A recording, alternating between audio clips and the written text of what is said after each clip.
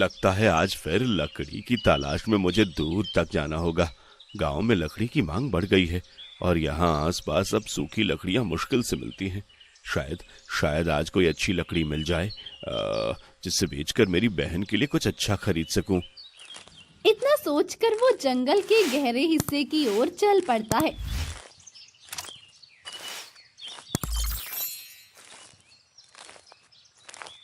कुछ दूर चलने के बाद सूरज की रोशनी धीरे धीरे कम हो गई थी। कुछ देर बाद वीरू एक ऐसी जगह पहुंचा जहां अजीबोगरीब खामोशी थी। वीरू अचानक भय से वहीं रुक गया। ये कैसी जगह है? यहाँ इतनी खामोशी क्यों है? सूरज की रोशनी भी यहाँ तक नहीं पहुंच रही है।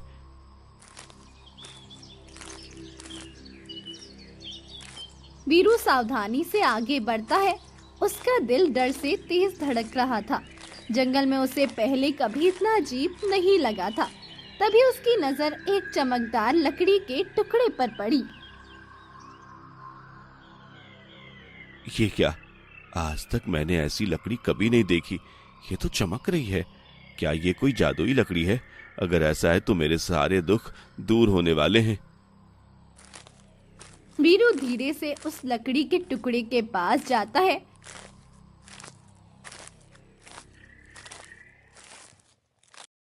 जैसे ही उसकी उंगलियां लकड़ी को छूती है तो अनजान आवाज में एक पहेली गूंजने लगती है।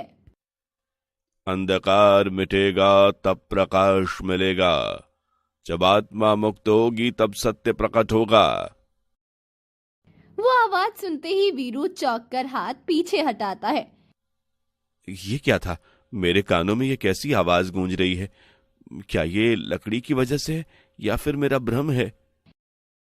वीरू घबराए हुए उस चमकदार लकड़ी को देखते हुए कुछ सोचता है। ये कोई दुर्लभ लकड़ी लगती है। शायद इसे बेचने से मेरी गरीबी कुछ कम हो सकती है। वो सावधानी से उस लकड़ी के टुकड़े को उठाता है और अपने थैले में रखकर अपने घर की ओर वापस चल पड़ता है। मन में उस पहेली और लकड़ी के बारे में सोचता हुआ वो घर पहुंचते पहुंचते रात हो गई थी।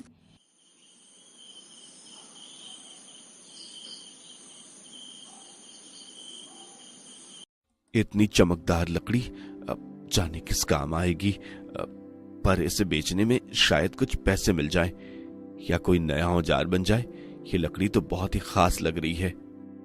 वीरू अपने आप से ये बोल ही रहा होता है कि एक रहस्यमय आवाज फिर से गूंज उठती है।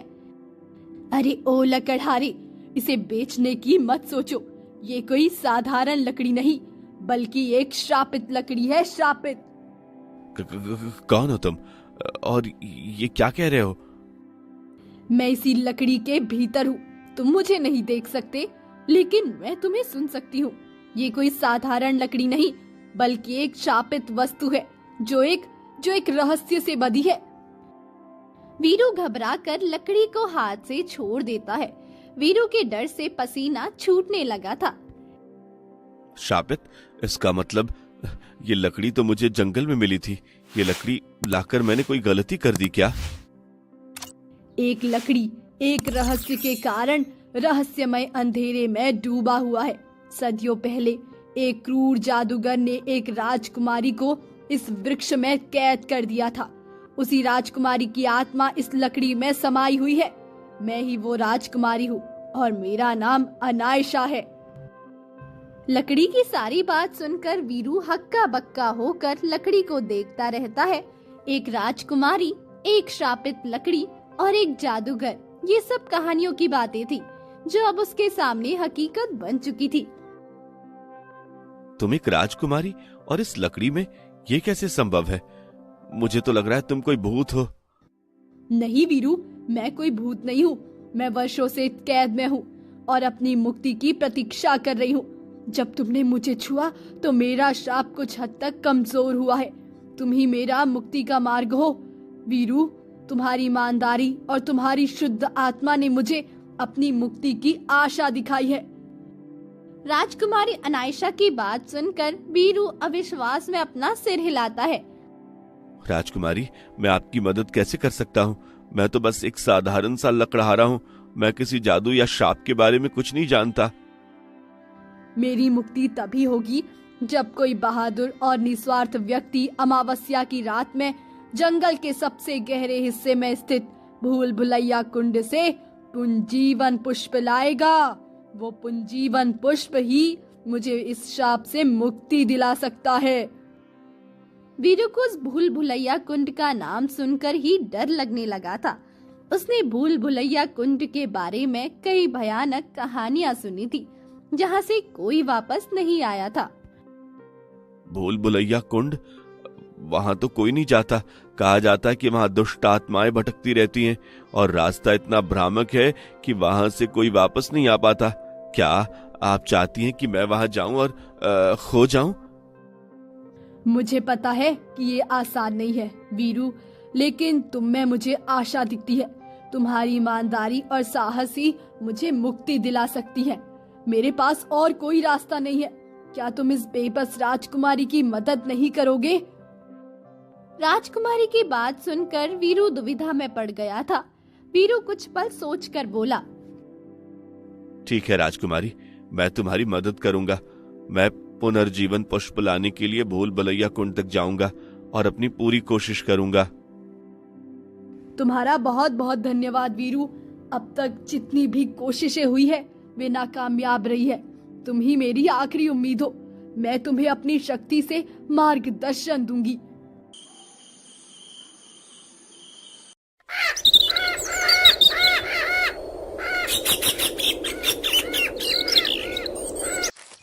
अगले दिन वीरू भूल भुलैया कुंड की ओर निकल पड़ा। उसने वो शापित लकड़ी को अपने थैले में सावधानी से रखा लिया था। राजकुमारी, क्या तुम मुझे रास्ता दिखा सकती हो? मैं नहीं जानता मुझे कहाँ जाना है। हाँ वीरू, तुम चलते रहो। मैं तुम्हें महसूस कराऊंगी कि कौन सा रास्ता सही है। वीरू सिर हिलाता है और आगे बढ़ता है।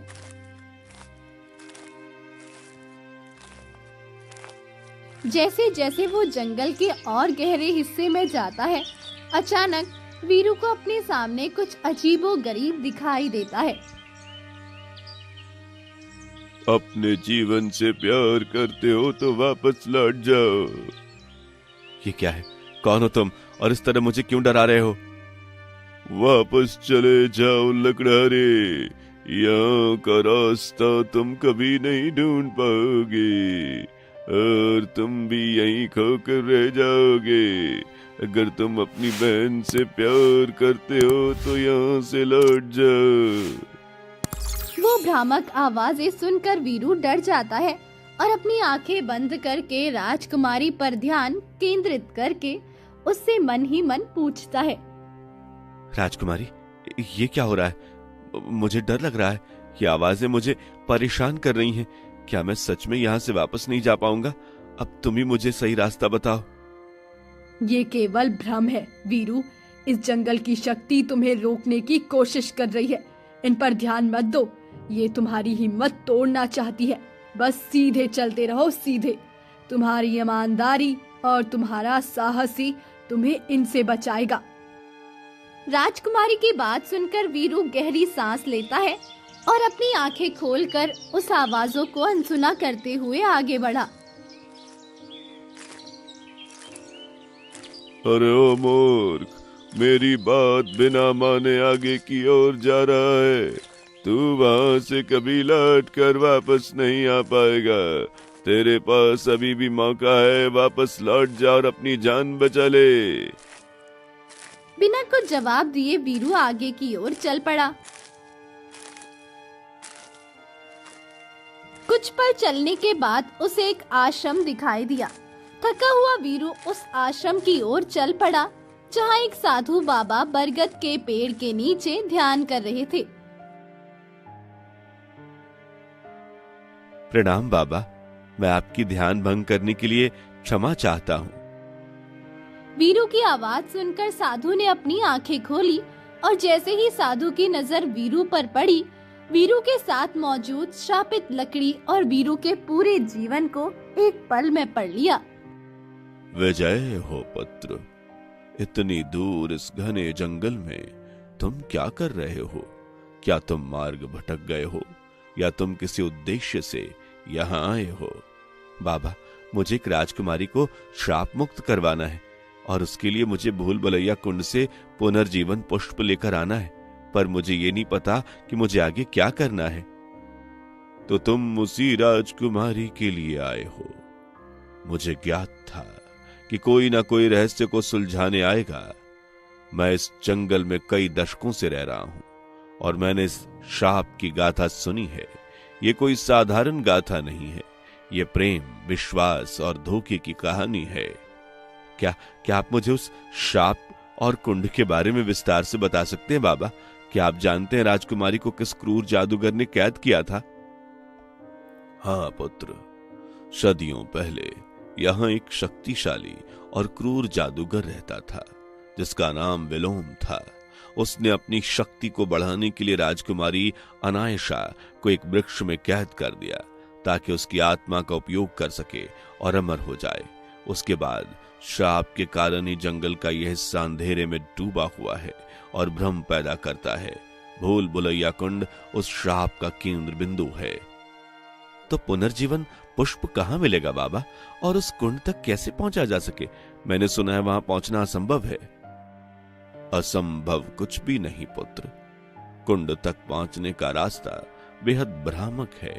कुंड के चारों ओर एक शक्तिशाली राक्षस का पहरा है जो मन को भ्रमित करता है और सही रास्ते से भटकाता है। तो मुझे क्या करना होगा बाबा? मुझे सही रास्ता कैसे मिलेगा? तुम्हें अपनी आत्मा की शुद्धता, निस्वार्थता पर भरोसा करना होगा। भ्रमों से लड़ना होगा। वे केवल तुम्हारे मन को विचलित करने की कोशिश करेंगे, तुम्हें तुम्हारी सबसे गहरी कमजोरियों से डराएंगे। और सबसे महत्वपूर्ण बात, कुंड की ओर जाते समय अपनी आंखों को बंद रखना।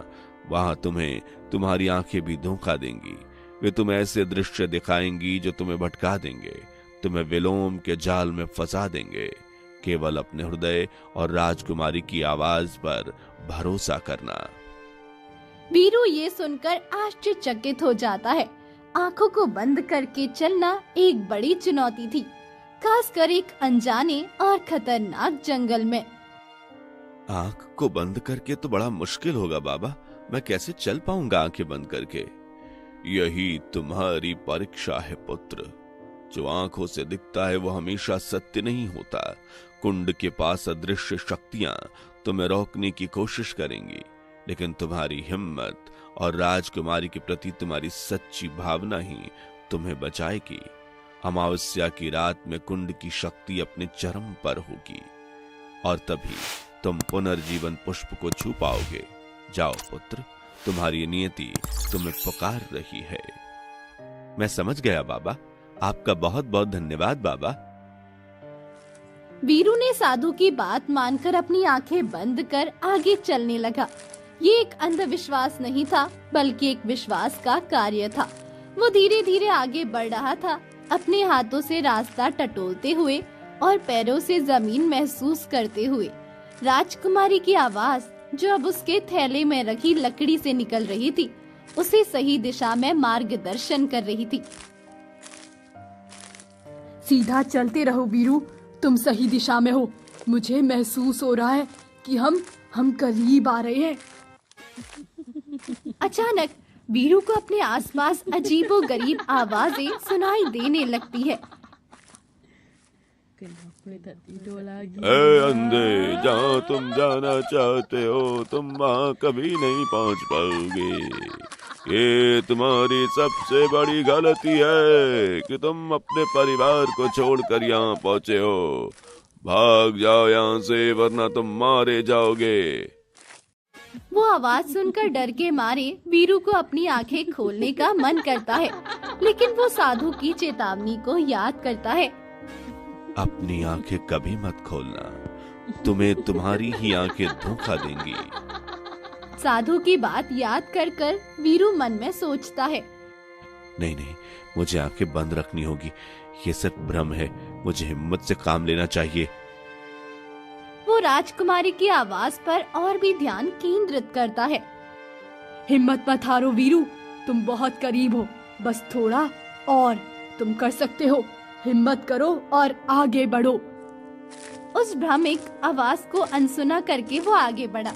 कुछ दूर चला ही होगा कि अचानक वीरू को ऐसा महसूस होता है जैसे वो एक बड़े खुले स्थान पर पहुंच गया है। उसे पानी की आवाज सुनाई देती है, जैसे कोई बड़ी झील या कुंड हो। उसे महसूस हुआ कि वो भूल भुलैया कुंड तक पहुंच गया। लगता है हम भूल भुलैया पहुंच गए। हाँ वीरू, हम उसी कुंड के पास खड़े हैं। वो अपनी आंखें खोलता है। उसके सामने एक काला कुंड था, जिसका पानी स्थिर और काली थी। बस एक चमकदार नीले रंग का फूल खिला हुआ दिखाई दे रहा था। वही था पुनर्जीवन पुष्प। कुंड के चारों ओर अदृश्य शक्तियां मंडरा रही थी। तभी अचानक एक राक्षस उसके सामने प्रकट होकर बोला,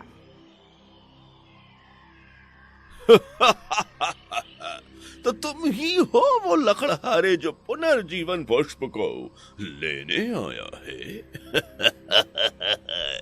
तुम इस पुनर्जीवन पुष्प को यहाँ से कभी नहीं ले जा सकते। ये हमारा धरोहर है। तुम यहाँ से वापस चले जाओ। ऐसा ना हो कि यह पुनर्जीवन पुष्प ही तुम्हारी मौत का कारण बने। राक्षस की बात सुनकर कुछ पलों के लिए वो डर गया, मगर हिम्मत करके बोला, इस पुनर्जीवन पुष्प को तो मैं लेकर ही रहूंगा, क्योंकि मैंने एक राजकुमारी को वचन दिया है। इसके बदले मेरी जान ही क्यों ना चली जाए, मैं यहाँ से वापस नहीं जाने वाला। बड़ा ढीठ लगता है तू अपनी एक छोटी वचन को निभाने के लिए अपने प्राण खोने को तैयार है। राक्षस, तुझे ये छोटा वचन लग रहा होगा, पर मेरे लिए मेरा वचन ही सब कुछ है। वीरू की बात सुनकर राक्षस ने नरम स्वर में बोला, युवक, लगता है तुम नेक दिल इंसान हो। फिर भी तुम्हें ये पुनर्जीवन पुष्प चाहिए तो मेरे एक सवाल का जवाब देना होगा। अगर नहीं दे पाए तो इसी तालाब के अंधेरे कुएं में डूब जाओगे। मुझे मंजूर है, पूछो अपना सवाल। तो ध्यान से सुनो। वो तुम्हारे बिना है, पर तुम उसके बिना नहीं हो। वो हल्की है, पर उसे कोई उठा नहीं सकता। वो हर जगह है, पर उसे कोई देख नहीं सकता। बोलो क्या है? राक्षस की बात सुनकर वीरू शांति से अपनी दोनों आंखें बंद करके राजकुमारी अनायशा पर ध्यान लगाता है। तभी उसके कानों में एक जवाब सुनाई देती है, वो हवा है, वो हमारे बिना है। हम उसके बिना नहीं है, पर वो हल्की है, पर उसे हम नहीं उठा सकते। वो हर जगह है, पर उसे कोई नहीं देख सकता। तुमने बिल्कुल सही उत्तर दिया युवक। अब तुम ये पुनर्जीवन पुष्प ले जा सकते हो। इतना बोलकर राक्षस अदृश्य हो गया। राक्षस के अदृश्य होते ही उस पुनर्जीवन पुष्प के पास जाने का रास्ता दिखने लगा। राजकुमारी, हम जीत गए। उस पुनर्जीवन पुष्प के पास आने का रास्ता मिल गया। अब तुम उस जादूगर के श्राप से मुक्त हो जाओगी। और फिर वीरू ने उस श्रापित लकड़ी को उस फूल से छुआ, पर जमीन पे जैसे ही रखा कि एक रोशनी के साथ राजकुमारी असली रूप में आ गई। बहुत बहुत शुक्रिया वीरू, जो तुमने मुझे नया जीवन दिया है। इसमें शुक्रिया की कोई बात नहीं राजकुमारी, ये तो मेरा फर्ज था। अब आप ये बताइए, मैं आपको कहाँ छोड़ दूं? वीरू, मुझे ये भी नहीं मालूम है कि अब इस दुनिया में मेरा कोई अपना है भी या नहीं। हो सके तो तुम ही मुझे अपना लो और मुझे अपनी पत्नी बना लो। आप ये कैसी बात कर रही हैं? राजकुमारी, मैं गरीब लकड़हारा हूँ और आप एक राजकुमारी। हमारा कोई मेल नहीं। ऐसा न हो कहो वीरू, तुम एक निस्वार्थ और सच्चे इंसान हो। तुम मुझे अपने साथ जैसे रखोगे, मैं तुम्हारे साथ खुशी खुशी अपनी सारी जिंदगी बिता लूंगी। बस तुम मुझे अपने से दूर मत करो। ठीक है राजकुमारी, जो आपको उचित लगे। फिर दोनों एक खुशहाल जीवन बिताने लगे।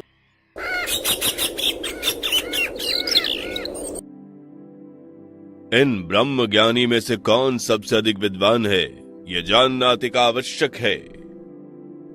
महाराज इंद्रवर्मा कुछ सोचकर बोला, आज हम आप में से ये जानना चाहते हैं कि हमारे दरबार में सबसे विद्वान और ब्रह्म ज्ञानी कौन है।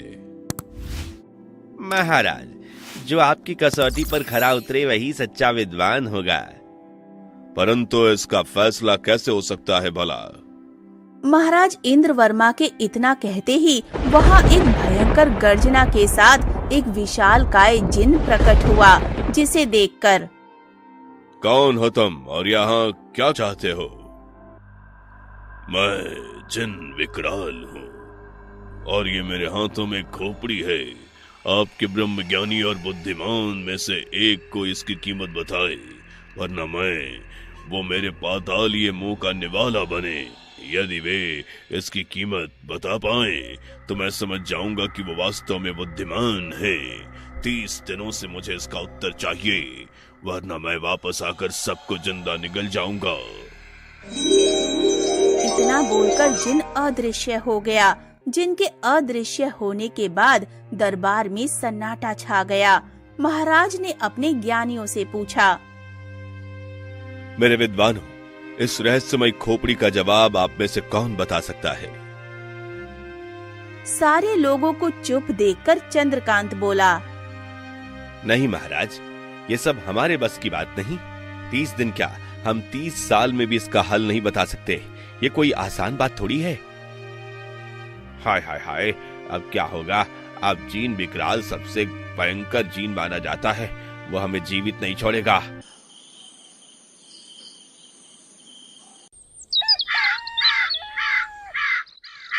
दस दिन बीत गए, फिर 20 दिन। जिसे गांव का सबसे बड़ा मूर्ख कहा जाता था, लकड़हारा दयाराम, वो महाराज इंद्रवर्मा के पास पहुंचा।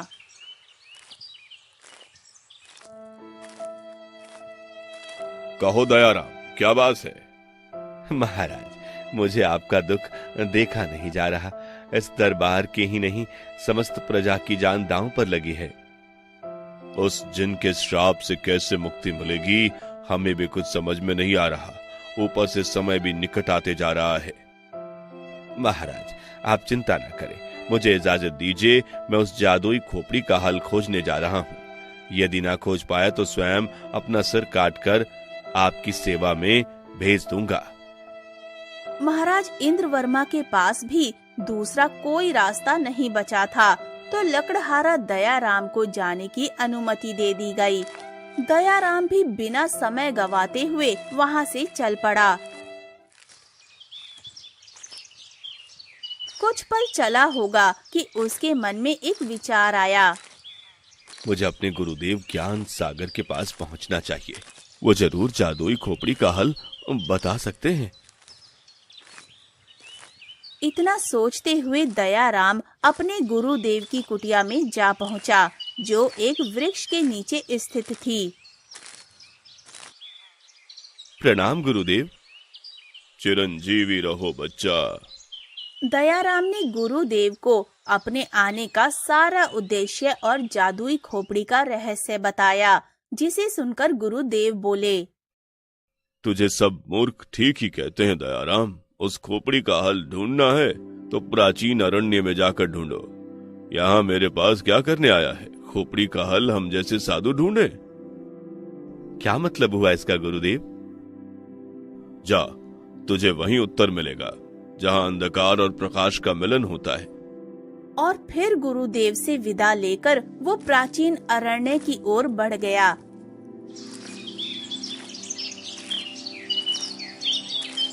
चलते चलते दयाराम एक घने और भयंकर जंगल में जा पहुंचा, जो कि देखते ही डरावना लग रहा था। एक बड़े से पेड़ को देखकर दयाराम सोचने लगा, रात होने वाली है।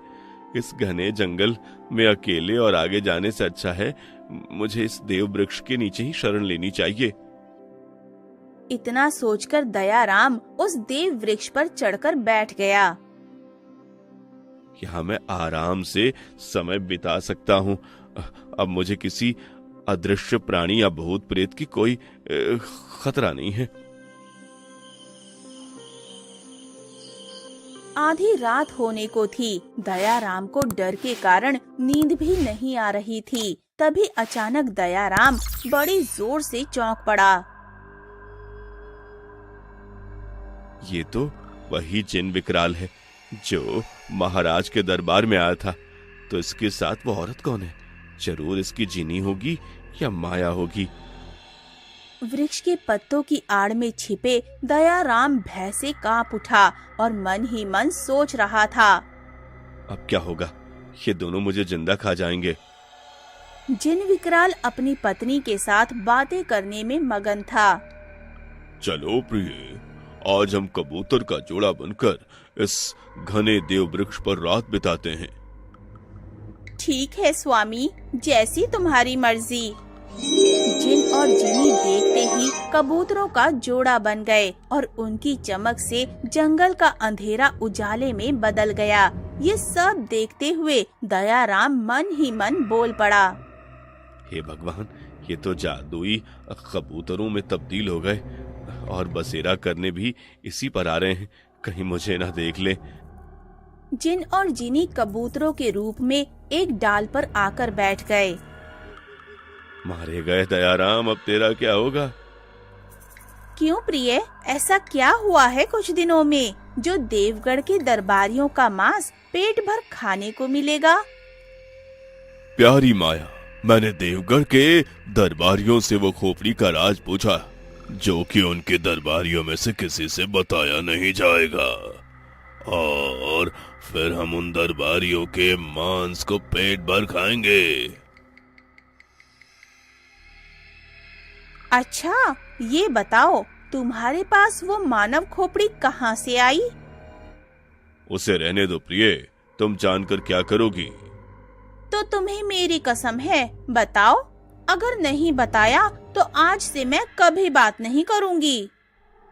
अरे प्रिय, वह मानव खोपड़ी मुझे सुंदर जीनी ने दिया था, जो अति सुंदर के साथ साथ चतुर भी थी। तब तो मैं सुंदरी जीनी के बारे में जरूर जानना चाहूंगी, बताओ ना स्वामी। जिन ने जीनी को सुंदरी जीनी के बारे में बताना शुरू किया। एक दिन सुंदरी के मन में महारानी बनने का विचार आ गया। उसने अपने जादुई दर्पण को आजमाया।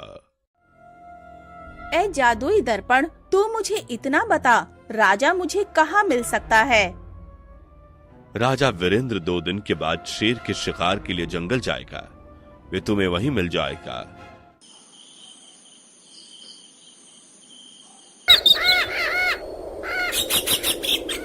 2 दिन बाद।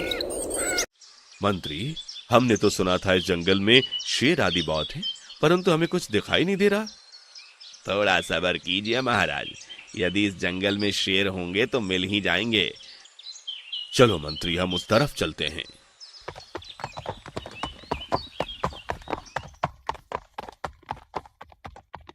तभी अचानक वो शेर झाड़ियों में छुपा दिखाई दिया, जिसे देखकर महाराज, वो देखिए, शेर सामने झाड़ियों में छिपा बैठा है। शेर अब हमारे तीरों से नहीं बचेगा। और फिर उस राजा वीरेंद्र ने अपने तीर से उस शेर के ऊपर वार कर दिया और वो तीर सीधा जाकर शेर को लग गया।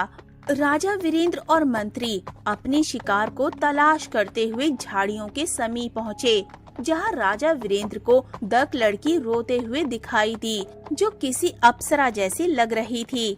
उसे रोते हुए देखकर राजा वीरेंद्र उस महिला से पूछ बैठा, तुम कौन हो सुंदरी, और इस तरह क्यों रो रही हो? तो तुम लोगों ने मेरे शेर को मारा, ये मेरा सच्चा मित्र था, अब इस संसार में मेरा कोई नहीं बचा।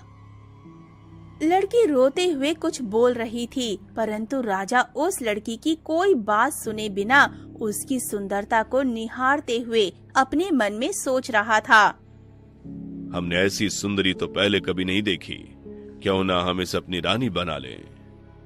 इतना सोचकर राजा वीरेंद्र अपने घोड़े से उतरकर उस लड़की से बोला, है लड़की, तुम्हारा नाम क्या है? जी सुंदरी।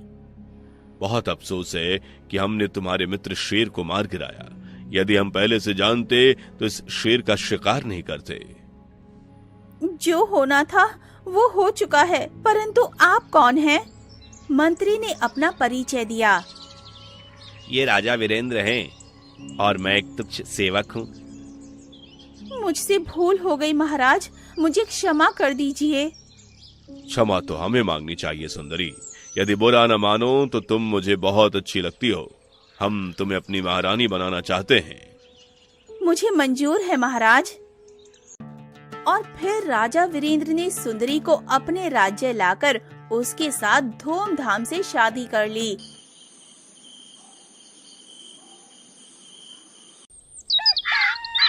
कुछ महीनों के बाद, महाराज मैं यहाँ से जाना चाहती हूँ। क्या हुआ रानी, यहाँ तुम से किसी ने कुछ कहा? नहीं महाराज, मुझे तो किसी ने कुछ नहीं कहा, पर मेरा मन यहाँ पर नहीं लगता है। पर तुम्हें क्या हुआ है, कुछ तो बताओ। महाराज आप तो पहले से ही शादीशुदा थे, जो कि आपने मुझे नहीं बताया, इसलिए अब मैं यहाँ रहना नहीं चाहती हूँ। राजा वीरेंद्र सुंदरी की बात सुनकर चिंतित हो उठे। सुंदरी तो थी ही मक्कार जादूगरनी जिनी, जो कि रानी बनने के चक्कर में राजा वीरेंद्र को मोहित कर चुकी थी। सुंदरी मुंह बनाते हुए फिर से बोली, महाराज मेरा क्या है, मैं तो जंगल से आई हूँ, जंगल में चली जाऊंगी। आप मेरे लिए क्यों चिंता कर रहे हो? नहीं सुंदरी, तुम इस तरह से हमसे बात मत करो। तुम हो तो मैं हूँ, वरना मैं भी तुम्हारे साथ जंगल ही चला जाऊंगा। राजा वीरेंद्र की बात सुनकर सुंदरी मन ही मन हंसते हुए सोच रही थी, लगता है मेरा निशाना सही जगह पर लगा है। देखती हूँ वो दोनों रानी कब तक मेरे सामने टिक पाएंगी।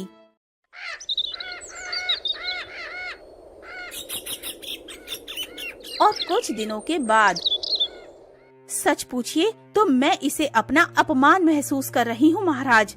इससे अच्छा तो मैं जंगलों में रह सकती हूँ, परंतु इस तरह अपना अपमान सहन नहीं कर सकती हूँ। पर हुआ क्या है, हमें भी तो कुछ बताओ। राजा वीरेंद्र के पूछे जाने पर सुंदरी ने दोनों रानी की झूठी कहानी सुनाते हुए रोते हुए बोली, या तो आप मुझे एक महारानी का पूर्ण सम्मान दें, या फिर मुझे यहाँ से विदा कर दें। सुंदरी के जाल में मोहित राजा वीरेंद्र ने तुरंत अपनी दोनों रानियों को बुलाया। बड़ी रानी के कोई औलाद नहीं थी, परंतु दूसरी रानी के 7 साल के बाद गर्भवती हुई थी और उसके गर्भ में एक बालक पल रहा था। दोनों रानी ने महाराज के निजी कक्ष में प्रवेश किया। अब से तुम दोनों हमारी पटरानी का दर्जा रखोगी और सुंदरी महारानी के, और हाँ, उनका हर आदेश तुम दोनों को मानना होगा। अब तुम दोनों यहाँ से जा सकती हो। दोनों रानी के जाते ही राजा वीरेंद्र सुंदरी से बोला, अब तो खुश होना प्रिय। जी महाराज। परंतु सुंदरी को इतना सब करके भी चैन नहीं मिला था। वो मन ही मन सोच रही थी, ऐसा मैं क्या करूं जो ये दोनों रानियां इस महल में रहने ही ना पाएं। जब सुंदरी को पता चला कि दूसरी रानी के प्रसव का महीना चल रहा है और कुछ ही दिनों में वो माँ बन जाएंगी, मेरे बच्चे से पहले ही बड़ी रानी का बच्चा वहाँ का उत्तराधिकारी बनेगा, मैं ऐसा कभी नहीं होने दूंगी।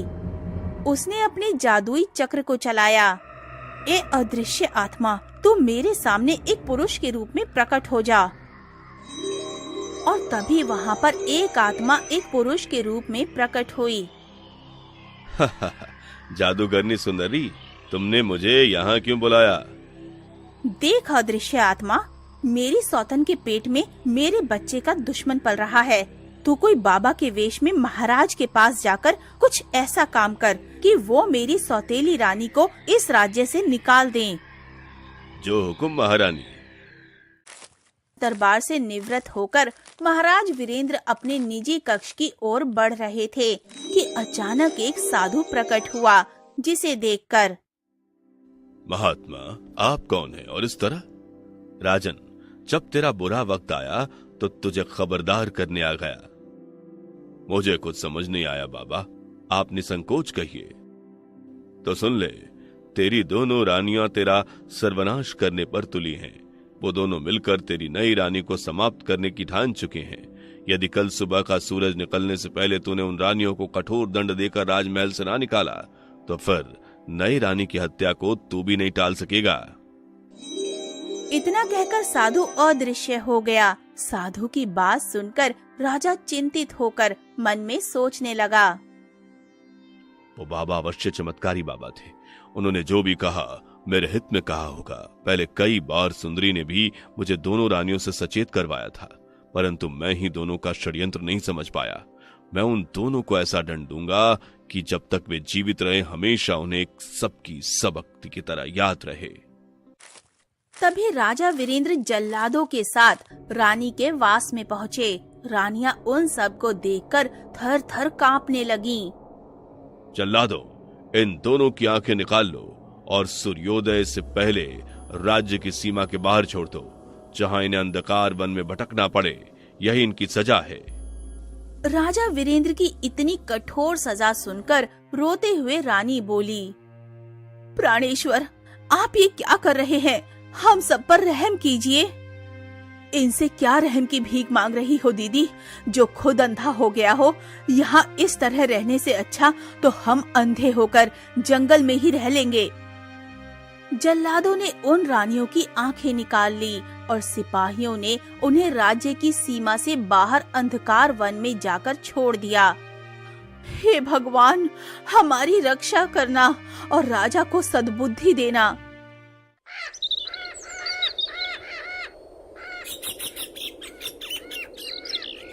नियत समय पर दूसरी रानी चंद्रमुखी ने एक पुत्र को जन्म दिया। बड़ी रानी भी उस बालक से बहुत प्यार करती थी। मेरे बच्चे, बड़ा होकर तो सुंदरी से हम सबका बदला अवश्य लेना। और कुछ महीनों बाद उधर जिन सुंदरी ने भी एक बालक को जन्म दिया। बच्चे का नाम नागराज निकला है।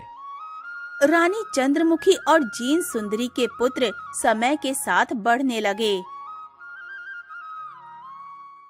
मेरे बच्चे, अब तो इतना बड़ा हो गया है कि अपना और हमारा पेट भरने के लिए जंगल से शिकार करके ला सकता है।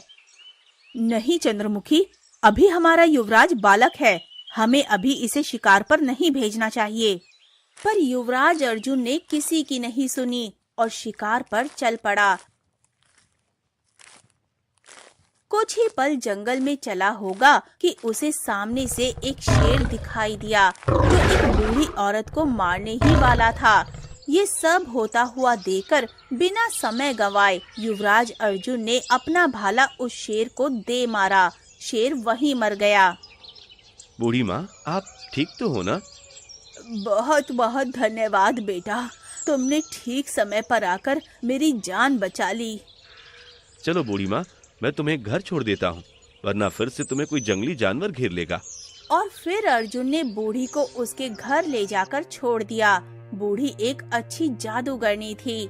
अर्जुन को कुछ उदास देकर बूढ़ी ने अर्जुन से पूछा, बेटा, तुमने मेरी जान बचाकर मुझ बुढ़िया पर बहुत उपकार किया है, लेकिन बेटा, तुम्हें इस तरह उदास देखकर मुझे कुछ अच्छा नहीं लग रहा है। अगर तुम्हें बुरा ना लगे तो तुम अपनी परेशानी मुझे बता सकते हो सकता है मैं तुम्हारी कोई मदद कर सकूं।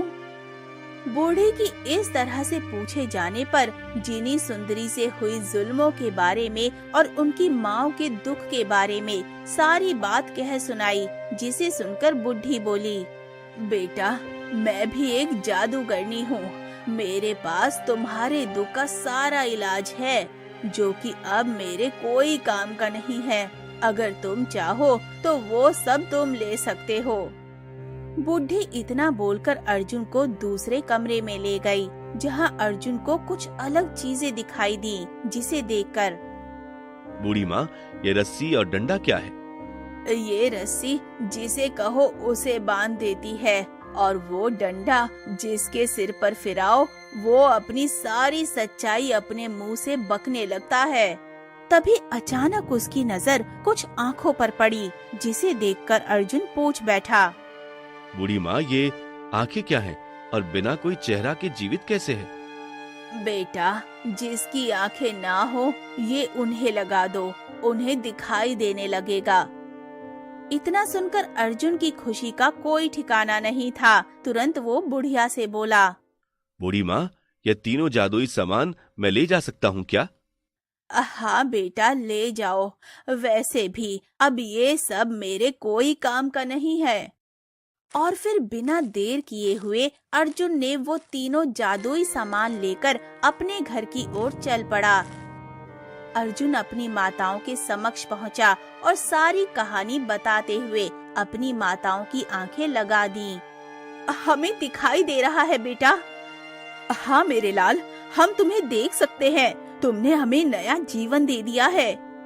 माँ, अब तुम दोनों आराम करो, मैं जा रहा हूँ तुम्हारा हक वापस लाने। अब अर्जुन राजमहल पहुंचा तो सुंदरी और नागराज दोनों साथ थे। महाराज, मैं आपकी आंखों के सामने एक झूठ का पर्दा हटाना चाहता हूँ और एक अंधेरी सच्चाई आपके सामने लाना चाहता हूँ। क्या कह रहे हो युवक? जो भी कहना है साफ साफ कहो। महाराज के इतना कहते ही अर्जुन ने उस जादुई रस्सी को आदेश दिया। चल मेरी जादुई रस्सी और दिखा अपना कमाल। अर्जुन के इतना कहते ही रस्सी ने तुरंत अपना कमाल दिखाया और माँ बेटे को बांध दिया, जिसे देखकर महाराज बोल पड़े। ये क्या हो रहा है? इस तरह दोनों को क्यों बांध दिया? बस महाराज, कुछ पल रुक जाइए, सारी सच्चाई आपके सामने आ जाएगी।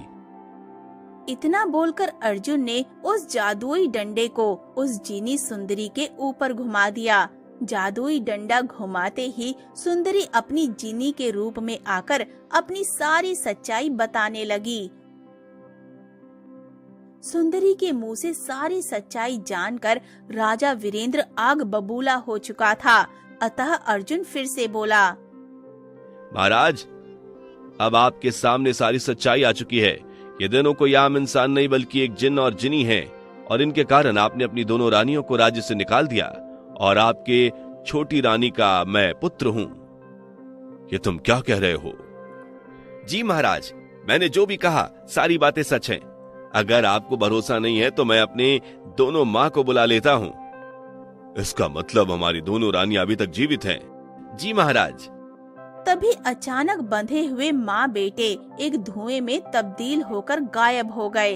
राजा वीरेंद्र ने अपनी दोनों पत्नियों को बुलाकर फिर से अपना राज्य खुशी से चलाने लगा। उधर जिन कबूतरों की कही हुई कहानी को दयाराम बड़े ध्यान से सुन रहा था। जानती हो प्रिय, मैं उसी सुंदरी जिनी का बेटा हूँ, नागराज, और राजा इंद्र वर्मा उसी राजा वीरेंद्र का वंशज है। हमारा बहुत पुराना बैर है उनसे। अच्छा, तो अब मैं ये समझ गई, पर तुमने खोपड़ी का रहस्य अभी तक नहीं बताया।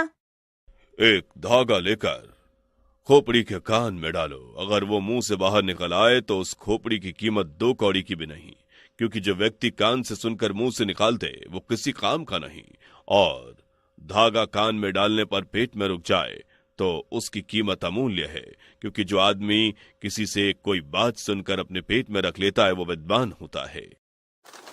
इतना बोलकर भोर होने से पहले दोनों जिन कबूतर वहां से उड़ गए और लकड़हारा दयाराम भी पेड़ से उतरकर अपने घर वापस लौट चला। चलते हुए लकड़हारा दयाराम अपने मन में सोच रहा था। मुझे पता चल चुका है, अब राजा और उनकी प्रजा पर कोई संकट नहीं आने दूंगा।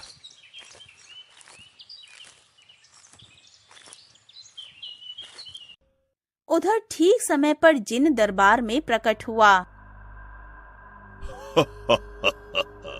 तो राजा, तुम्हारे विद्वानों ने मेरी खोपड़ी की कीमत पता कर ली, या फिर इन सभी को अभी चिंदा चबा जाऊं? राजा के कुछ बोलने से पहले लकड़हारा दयाराम चीखते हुए बोल पड़ा। महाराज, आप चिंतित ना हो, मैं उस खोपड़ी की कीमत बताऊंगा। ओह, तो तुम बताओगे खोपड़ी की कीमत? हाँ, मैं बताऊंगा। बस महाराज, मुझे एक धागा मंगवा दीजिए, जिससे अभी के अभी बता देता हूँ उस खोपड़ी की कीमत क्या है। दयाराम के इतना कहते ही जिन तुरंत समझ गया कि लकड़हारा दयाराम उस खोपड़ी का सारा भेद जान चुका है। राजा, अब खोपड़ी और धागे की कोई जरूरत नहीं, मुझे इतने से ही उत्तर मिल गया। इस लकड़हारे ने आपके सारे विद्वानों की जान बचा ली। इतना बोलकर जिन गायब हो गया। ये सब देखकर महाराज दयाराम से बहुत खुश हुए। दयाराम, मैं तुझे आज से अपने दरबार के सभी विद्वानों का गुरु घोषित करता हूँ।